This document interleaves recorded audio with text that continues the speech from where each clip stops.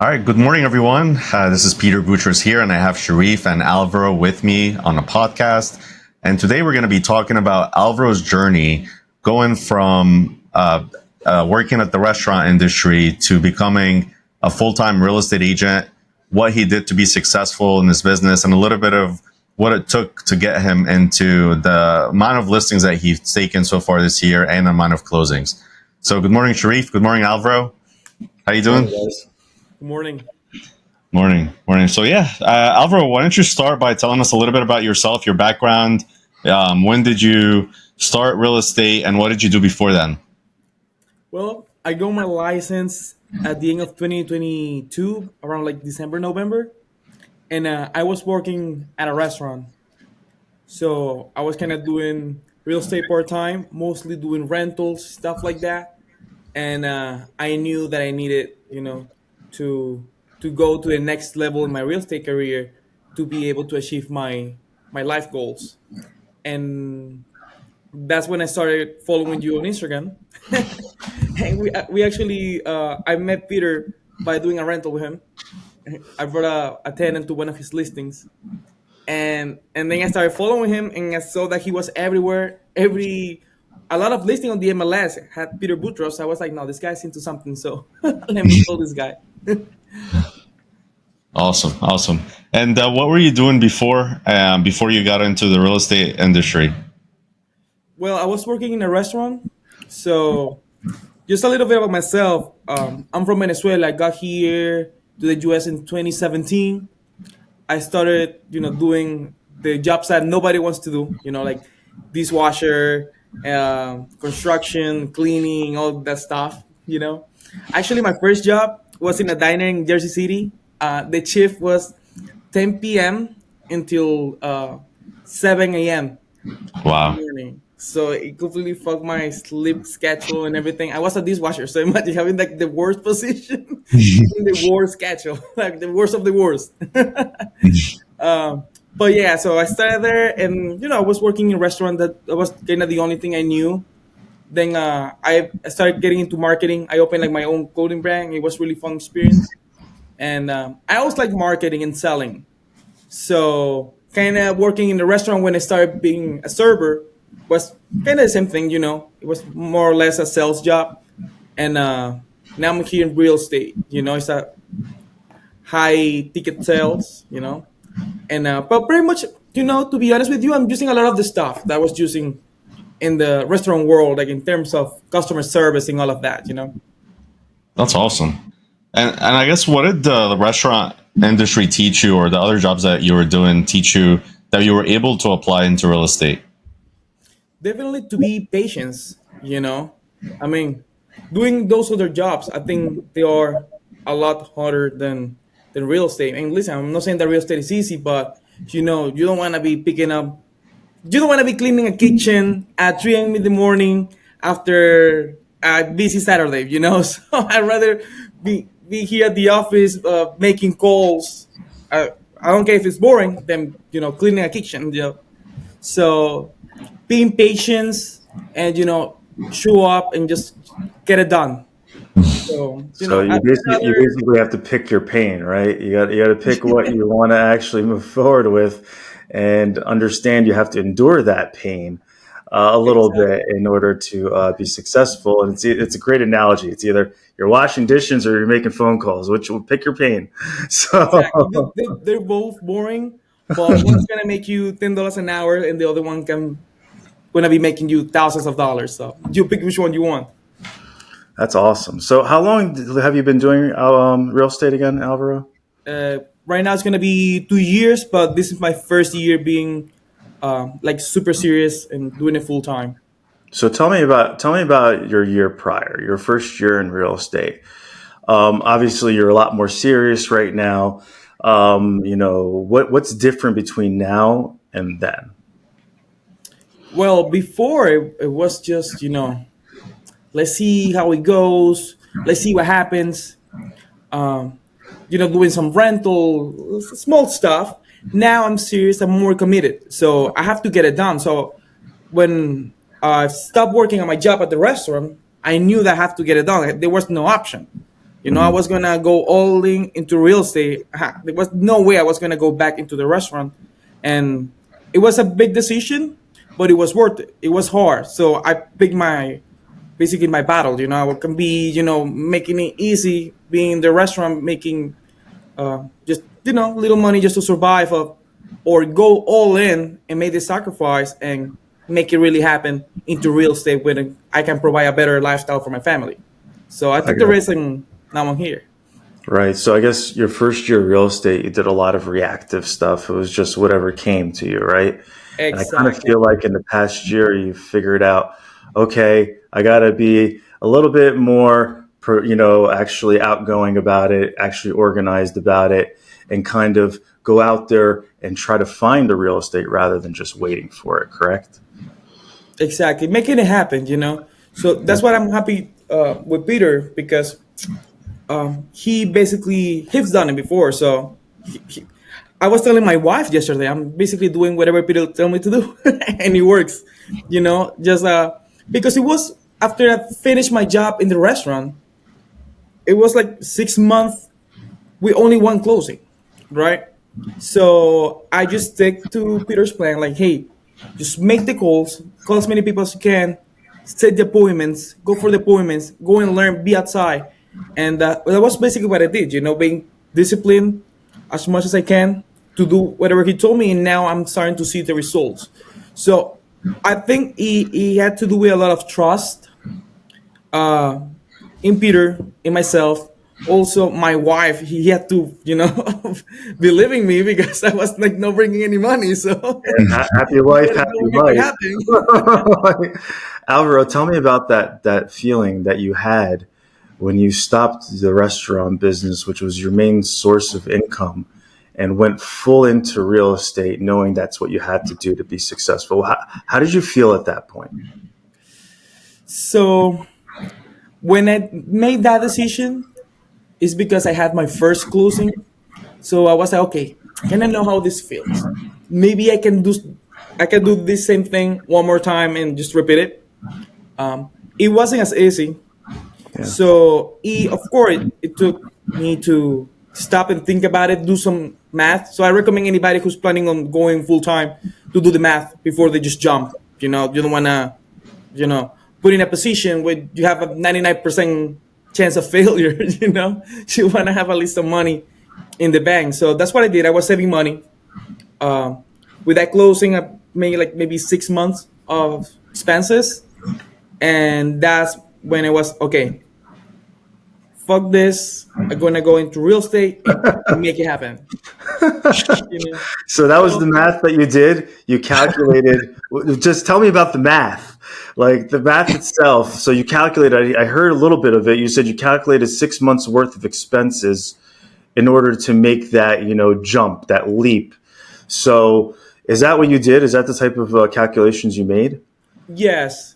So I always, when I knew that I was going to go into the new world, of a new business, whatever, I cut all most of my expenses. Pay off my car and limit as many little expensive here and there. So just to get the bare minimum to survive. Hey, I need X amount of money to survive. I'm gonna get this amount of money 6 times, so I have 6 months. And now I'm gonna go all in because I don't. It's not that I don't know what's gonna happen, but I have a wife, I have a family, I have a house, so it's not like I can just go crazy and see what happens. So I have to be really committed to my new challenge, which is hey, I'm gonna go into real estate. I'm gonna take the challenge. I'm gonna go all in, but I'm gonna make it happen. It's not here. It's not an option here. Oh, I'm here trying to see how it goes. No, hey, I'm going to make it happen. There's no option. I think that was the main thing. That I didn't have a plan B. Well, what's gonna be the plan B? Going back to to the restaurant and say hi, hey guys, can you rehire me? I know the menu. I remember. So there was no plan B. So it was either make it happen or go big or go broke, basically. I love it. Love it. And Alvaro, I know one of the things too that we were talking about the other day is how do you deal with difficult situations when you meet clients or deals fall apart? And you said something that I quote to this day, And I think a lot of people should also do the same thing. Do you remember what that was? Just have fun. Yes. Yeah. So can you expand a little bit on that? So what do you, like, well, obviously not every deal ends up closing. Not every client ends up being somebody that you want to work with because, their expectations are unreal. So expand a little bit on that. And I love your enthusiasm when it comes to these things because I think it's a big part of why you got successful very quickly. Yeah, as I said before, real estate is not easy, and sometimes it's boring. It's not fun to come to the office just to be sitting here making calls and people hanging up on you. So you gotta take the best out of every situation.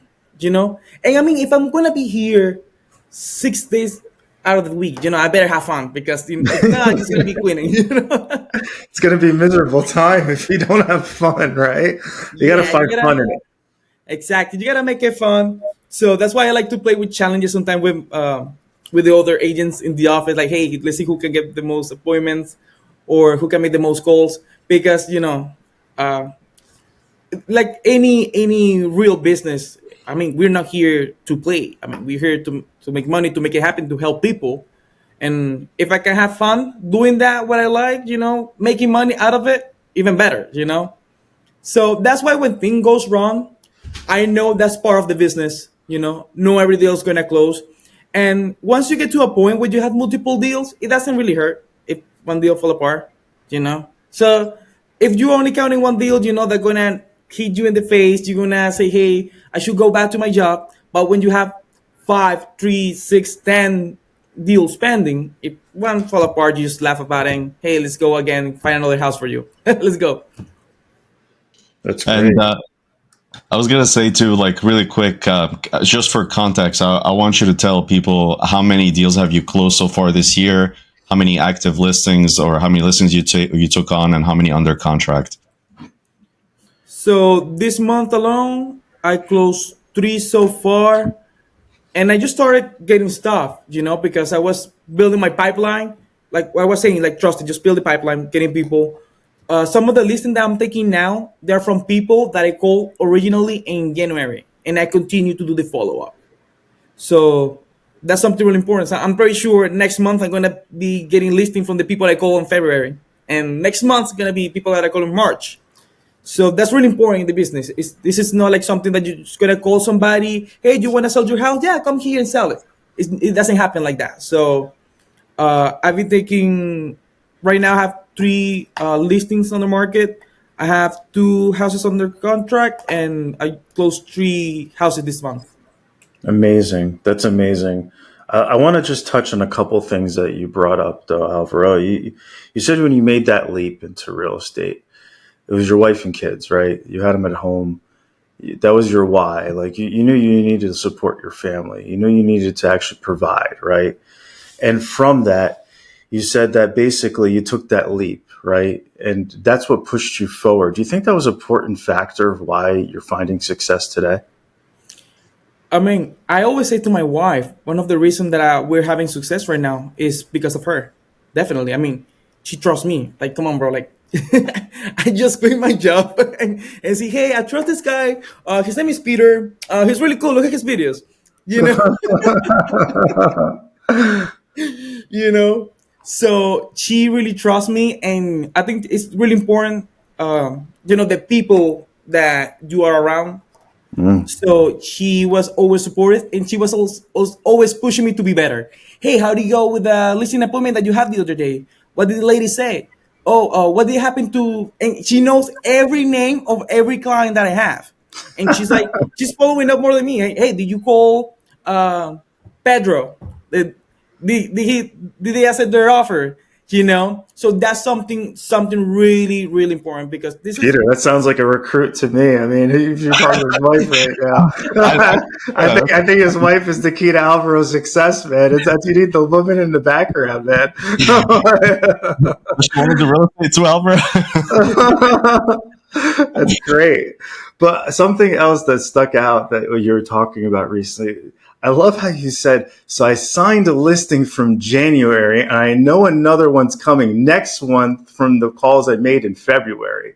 I love that. So you understand that It's not that first call. It's not the second call. It's 6 months of calls. Like, what is your call? Like, how many times are you calling people? Like, I know you call them the first time. What is exactly is like, your schedule when you're actually following up with these leads. So I think follow up is pretty simple. It's boring. It's not something that you enjoy. Oh, let me call this guy the 10th time. But make But it the fun, reality is that you only have to invest 30 seconds. Like, come right? on, bro. You can deal with 30 seconds and you can cross your finger hoping that he won't pick up because you're not ready and you don't know what he's going to say.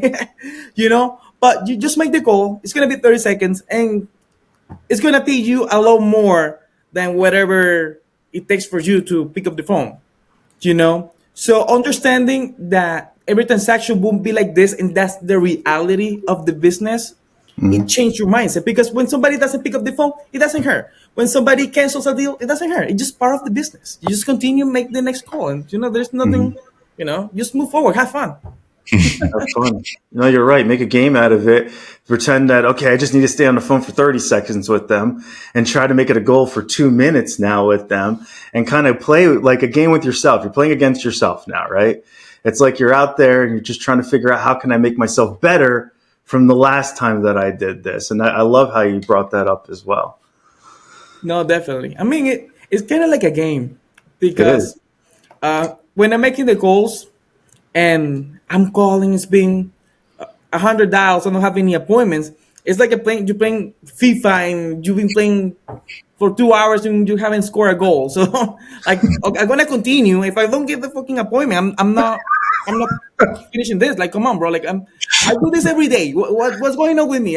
Why am I so bad right now? Like, what's happening this Tuesday morning? So you just continue and just do it. So it's kind of like a game because they always give you that kind of gratification when you get the appointment. So once you get the appointment, you're like, I did it. That was fun. I Okay, love it. next It's one. kind of, it's like a game. I like it. It's kind of, for me, I guess my analogy is like, I mean, you definitely, I think you've All just right. proven the fact that you need to follow up. You need to have some type of grind on a daily basis, knowing that you're going in there every day and doing the same exact stuff. And the same exact stuff is not glamorous. Success is not glamorous. It's a repetition of boring crap every day. That's exactly what it comes down to. And trying to find fun in it. I love it, Alvaro. You got some great damn energy, man.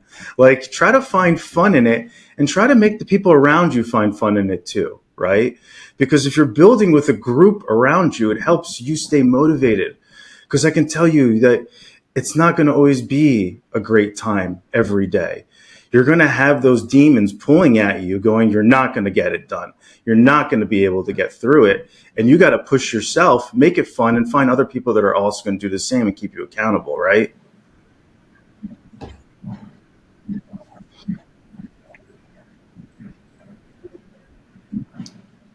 No, Right. definitely, 100%. I think that's something really important also in the culture here inside the office. You don't want to be around people who's gonna be complaining with one little thing. Stop making the calls because somebody hang up on them. Yeah. You know. So when people start to see a different way, hey, let's just have fun. Let's make it happen. Let's make money.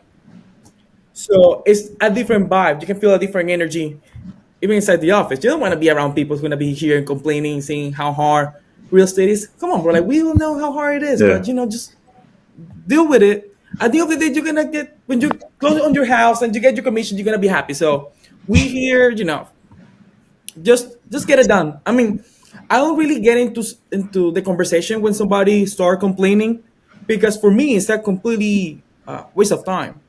I mean, you have here other agents that have been through the same problems or challenge that you're going through. You have the human ChatGPT, Peter Boutros, so you have a Peter. He's gonna solve it right away, so you don't have to be here knocking your head and complaining that much. So we can everything that's going on, we can pretty much get it fixed right away. And I pretty much if we didn't get it fixed or we didn't, couldn't make it because there was any other option. I mean, I'm pretty sure we tried everything. So just keep going and just deal with the next client. Don't waste time That's perfect. thinking about problems and things that you can easily resolve with the people you have here in the office. I love it. And just for context too, Alvaro's what 25 years old, right? 25, yes. It's amazing. I mean, I love the success that you've achieved so far, Alvaro. You know, you definitely have a head start, and I can definitely see that you're going to be very successful in this business. And you know, you just got to continue to do the work that you've been doing, man. And just like you said, you know, in the beginning, I know like you didn't see that this was coming in like all of a sudden, but now you know you're getting all these deals closing and out under contract, and it's awesome. I mean, like, you know, 5 closings already this year, and all these deals under contract. It's only going to go up from there as long as you continue to have the same Seriously, momentum Peter, that you're you have. slacking on that And one, man. definitely talk to your wife for me. I definitely want to That's talk the to true her. force behind Alvaro. She's the one keeping him checked, man. If not, she could be a lead I know. coordinator for God's sakes. That's great. Secret weapon. I didn't know.